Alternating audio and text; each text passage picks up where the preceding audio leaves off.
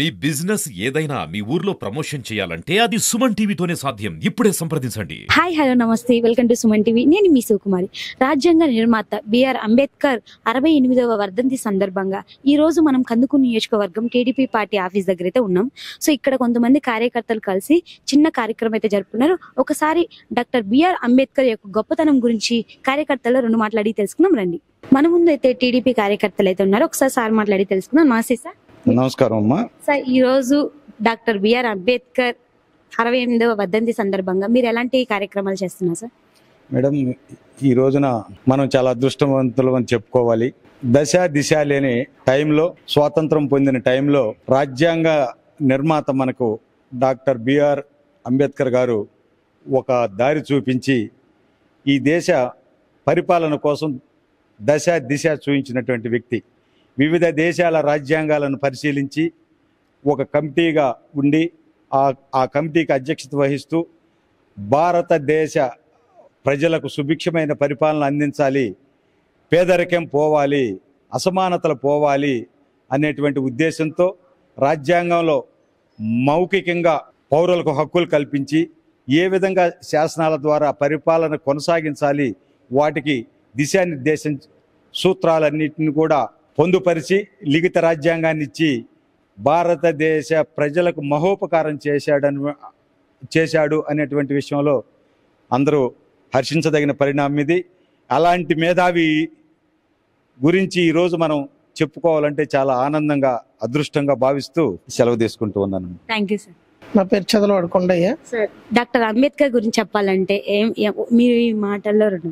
Doctor Babasaheb Ambedkar ఈరోజు 68వ వర్ధంతి కార్యక్రమం మన తెలుగుదేశం పార్టీ కార్యాలయంలో గౌరవ ఎమ్మెల్యే శ్రీ ఇంటూరు నాగేశ్వరరావు గారి సూచన మేరకు ఈరోజు నిర్వహించడం జరిగింది.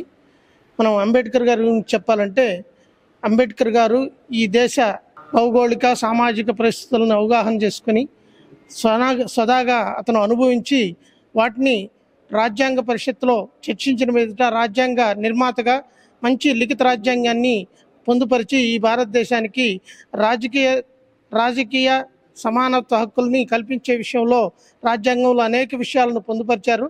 వాటిని వారు లిఖించినటువంటి రాజ్యాంగం ద్వారాగానే ఈరోజు పరిపాలన కొనసాగుతూ ఉంది.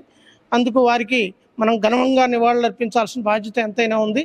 అదే క్రమంలో బాబాసాహెబ్ అంబేద్కర్ 18 సంవత్సరాలు ఉన్నటువంటి వారికి ప్రతి ఒక్కరికి ఓటు హక్కు ద్వారా ఈ రాజ్యం పరిపాలించేటువంటి వారిని ఎన్నుకోవడం అనేది మంచి పద్ధతి అని చెప్పి 18 సంవత్సరాలకే ఓటు హక్కు కల్పించినటువంటి ఘనత మన గౌరవ బాబాసాహెబ్ అంబేద్కర్ గారికి దక్కుతుంది.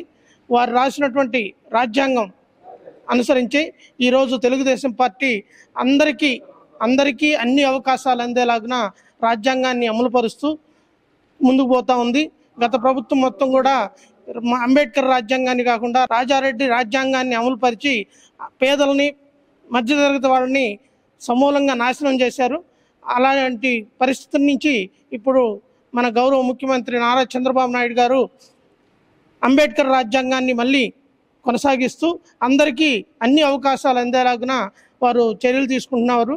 అందుకని గౌరవ ముఖ్యమంత్రికి, అలాగే ఎమ్మెల్యే గారికి, గౌరవ శాసనసభ్యులందరికీ కూడా తెలుగుదేశం పార్టీ కందుకూరు నియోజకవర్గం తరఫున అందరికీ ధన్యవాదాలు తెలియజేస్తూ ముగిస్తున్నాను. Thank you sir. నమస్తే సార్. నా పేరు సుదర్శి శ్యాంప్రసాద్. సార్, అంబేద్కర్ గురించి చెప్పాలంటే మీ మాటలు. ముందుగా సుమన్ ప్రేక్షకులకు అందరికి కూడా జైభీం తెలియజేసుకుంటూ ఉన్నాము. అంబేద్కర్ గారు ఈ సమాజంలో ఉన్నటువంటి ప్రతి మనిషి కూడా సమానంగా ఉండాలి, వాళ్ళని ఒకరినొకరు గౌరవించుకోవాలి, ఏ విధమైనటువంటి తారతమ్యం లేకున్నటువంటి సమాజాన్ని నిర్మించాలని చెప్పి అంబేద్కర్ యొక్క కళ. దానికి సంబంధించి ఆయన ఎన్నోటువంటి ఆటుపోట్లు, ఆయన పడినటువంటి బాధలు, వీటినన్నింటినీ కూడా క్రోడీకరించుకొని ఈ సమాజంలో దళితులు పడుతున్నటువంటి ఆవేదనని చూసి వీళ్ళకి మేలు చేయాలి, అందరితో సమానంగా వీళ్ళు కూడా ఉండాలి అనేటటువంటి ఉద్దేశంతో ఈ దేశంలో ఉన్నటువంటి ప్రతి ఒక్క ఎస్సీ, ఎస్టీ, బీసీ, మైనార్టీలు, ఒక దళితులు అంటే ఎస్సీలు అనే చెప్పి చాలామంది అనుకుంటారు. అంబేద్కర్ గారు ప్రతి మనిషికి ఈ దేశంలో సమాన హక్కు కావాలి, అనేటటువంటి ఆలోచనతోనే ఆయన అందరి కోసం పనిచేశారు. ఈ దేశంలో రైతాంగం కోసం అయితేనేమి, ఈ దేశంలో ఈరోజు మహిళలు అనుభవిస్తున్నటువంటి ఈ యొక్క మెటర్నిటీ లీవ్స్ అయితేనేమి, ఉద్యోగ హక్కు అయితేనేమి, ఇవన్నీ కూడా అంబేద్కర్ కల్పించినటువంటి రాజ్యాంగం ద్వారా వచ్చినటువంటి హక్కులే. కాబట్టి మరి 68 సంవత్సరాలు అంబేద్కర్ గారు లేనటువంటి ఈ కాలంలో అనేకమైనటువంటి మార్పులు జరిగాయి. కానీ ఈ 68 సంవత్సరాలు అంబేద్కర్ గారు ఆ రోజు సూచించినటువంటి సూచనలు ఇంతవరకు ఏదో ఒక్కటి కూడా అమలు జరపలేదు.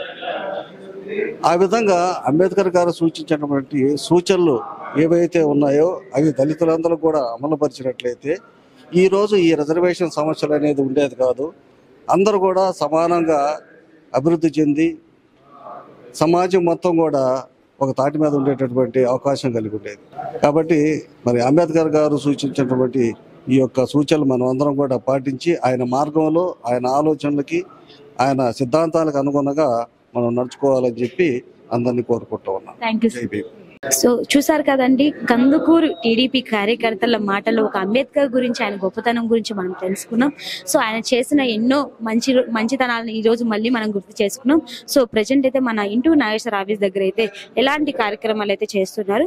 సో ఆయన చిత్రపటాన్ని పెట్టి ఆయన ఒక దండ వేసి సో నివాళులు అయితే అర్పిస్తున్నారు. సో ప్రజెంట్ అయితే సిచ్యువేషన్ ఇలా ఉంది. సో ఇంకెందుకు చూస్తూ ఉండండి మరిన్ని వీడియోస్ కోసం మీ సుమన్ టీవీ. కెమెరామెన్ చందుతో నేను మీ సుకుమారి.